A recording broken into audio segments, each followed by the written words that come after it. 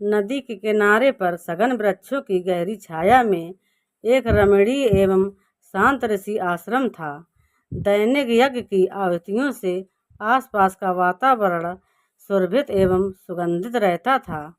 ऋषियों की पवित्र साधना के आलोक से समस्त वन प्रदेश आलोकित था। यहाँ किसी भी प्राणी में वैर भाव दिखाई नहीं देता था, सर्वत्र शांत थी। इसी आश्रम में अन्य ऋषियों के साथ मनु यज्ञ कार्य में लगे हुए थे। अचानक यज्ञ स्थल में भगदड़ मच गई। ऋषिगण भयभीत हो गए। सन्निपात की तरह उनके हाथों से हवन सामग्री जमीन पर गिर गई। देखते ही देखते मायावी असुर समुच ने सारा यज्ञ भंग कर दिया। यज्ञ की अग्नि शांत कर दी गई। दुखी ऋषिगण भय के मारे इधर उधर छिप गए। असुर समुच की माया एवं क्रूर व्यवहार से देवता एवं मानव दोनों ही क्षुब्ध थे। मानवों द्वारा किए जाने वाले यज्ञ कार्य से देवताओं के पास पहुंचने का सरल मार्ग समुच के द्वारा रोक दिया गया।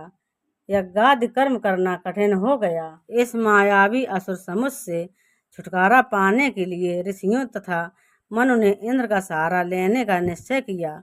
उन्होंने इंद्र की प्रार्थना की। प्रार्थना सुनकर इंद्र का ध्यान असुर समुच के संहार की ओर गया। पराक्रमी इंद्र अपने वज्र से असुर समुच का संहार करने हेतु उद्यत हुए तो मायावी असुर ने उनके प्रहार को शून्य बना दिया। मायावी असुर की मायावी शक्ति को पराक्रम इंद्र ने पहले नष्ट करने का विचार बनाया। उन्होंने सोचा कि समुच में माया शक्ति और आसुरी शक्ति दोनों है। जब तक माया शक्ति का नाश नहीं होगा समुच को तब तक जीतना सरल नहीं। अतः इंद्र ने अपनी दैविक शक्ति से समुच को माया शक्तिहीन कर दिया। असुर की एक शक्ति नष्ट हो गई थी। माया शक्ति के नष्ट हो जाने से समुच अपने आप को इंद्र से हीन समझने लगा और वह इंद्र के भय से दूर देश में पलायन कर गया। इंद्र समुच को मारने का संकल्प ले चुके थे। वे उसका पीछा करते हुए वहीं पहुंच गए। दोनों के मध्य पुनः युद्ध छिड़ गया। समुच इंद्र के वज्र प्रहार से बार बार बच जाता था।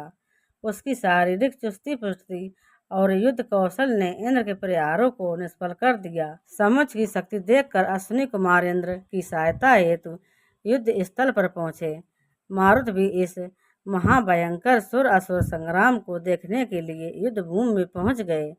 अब समुच ने इंद्र को परास्त करने के लिए एक उपाय सोचा। उसने अपनी मायावी असुरी विद्या का हाथ तो देखा ही था, अतः उसके मन में यह विचार आया कि युद्ध में अपनी ओर से अत्यंत सुंदर युवतियों को इंद्र के सम्मुख खड़ा कर दें। इंद्र विलासी है, वे उनके रूप सौंदर्य के जाल में फंस जाएंगे और इस प्रकार उन पर विजय सहज ही प्राप्त हो जाएगी। परंतु बात उल्टी हो गई। समुच की यह योजना इंद्र ने विफल कर दी। इंद्र तो दैत्य वध के लिए कटिबद्ध थे। वे युद्ध भूमि के लिए अपना वज्र धारण करके निकल पड़े। समुच ने जिन दो सर्वश्रेष्ठ रूपमती स्त्रियों को इंद्र के पास प्रेम जाल में फंसाने के लिए भेजा था, इंद्र ने उन्हें बंदी बना लिया। वे उनके रूप सौंदर्य से विचलित नहीं हुए। युद्ध करने के लिए इंद्र आगे बढ़ गए। उनकी सहायता के लिए अश्विनी कुमार उनके साथ थे। युद्ध के लिए अनुकूल वातावरण एवं अमोघ शक्ति की आवश्यकता होती है। वातावरण की सृष्टि तो अश्विनी कुमारों के उत्तेजक स्वर कर ही रहे थे। अमोघ शक्ति के लिए अश्विनी कुमारों ने इंद्र को सोमपान कराया। सोम पीते ही इंद्र ने अतुलित बल का अनुभव किया। उनकी भाव भंगिमा क्रोध के कारण चढ़ गई। नेत्र रक्त रंजित हो गए, बाहुएं फड़फड़ाने लगीं और शरीर में रक्त का संचार प्रचुर मात्रा में बढ़ गया। उनका रूप अत्यंत उग्र हो गया। रुद्र रूप इंद्र समुच की सेना पर टूट पड़े। इंद्र ने भयंकर गर्जना की। उस गर्जना के सम्मुख मेघ गर्जन भी फीका पड़ गया। उनका रूप अत्यंत उग्र हो गया। वे असुर वध की तीव्र आकांक्षा से युद्ध में प्रलय की भांति इधर उधर प्रहार कर शत्रु सेना का संहार करते रहे। शत्रु सेना का संहार हो गया। समुच यह सब स्तंभित होकर देख रहा था। उसने युद्ध भूमि से भागकर प्राण बचाने का निश्चय किया। समुच छिप छिप कर युद्ध भूमि छोड़ रहा था। इंद्र ने चारों ओर से उसकी तलाश की, किंतु वह दिखाई नहीं दिया। तो इंद्र समझ गया कि शत्रु युद्ध भूमि छोड़कर गुप्त रूप से कहीं छिप गया है। इधर समुच अपने प्राण बचाने के लिए भाग रहा था। इंद्र भी प्रबल वेग से उसके समीप पहुंच गए। समुच ने अपने शत्रु इंद्र को अपने सामने देखा तो होश हवास गवा बैठा।